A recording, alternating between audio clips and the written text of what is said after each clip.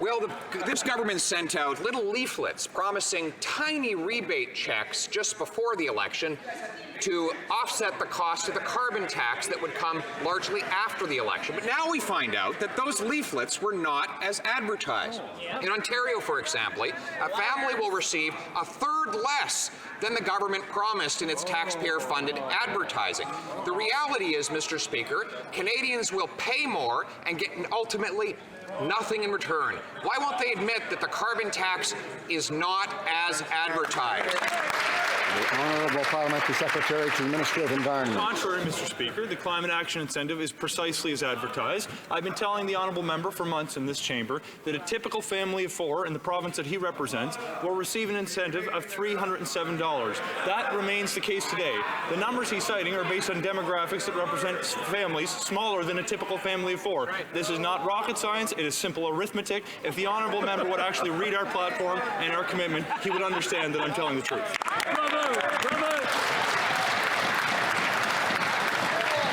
The Honourable Member for Carleton. Order. But in reality, nothing that they write for others to read can be believed. If you looked at the little leaflet, you would think you were getting over $300. In fact, you're getting significantly less and not enough to compensate for the higher gas, grocery, heating bills that you will have to pay in the province of Ontario and the other provinces in which this high tax applies. Worse, the tax is expected to rise 250% if the government is re-elected, God forbid. Why won't they admit that this carbon tax scheme is not as advertised?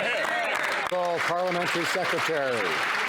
Mr. Speaker, previously in this chamber, I've invited the Honourable Member to read the Pan-Canadian Framework on Climate Change. I've invited him to look at our website. I've told him where to find the details of our plan. Mr. Speaker, you can lead a horse to water. You can't make him drink. But I've got one final invitation for the member. The Parliamentary Budget Officer actually produced a report that demonstrated 8 out of 10 Canadian families would be better off as a result of our plan. I'd extend the one final invitation. If he can't track a copy down for himself, I'll provide it to him. But I look forward to seeing this member in the next campaign go door to door with a promise to take money from his constituents. Honourable Member for Carleton.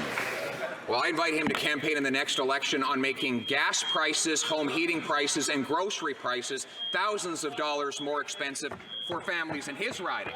Now, the reality is that the out-of-control, promise-breaking deficits of this government will lead to higher taxes down the road. There's no question. Canadians are already paying $800 per family more in income tax than when this government took office, but the worst is yet to come. Why won't they admit that if they're re-elected, they will take more from Canadians when they no longer need voters' votes but still need their money?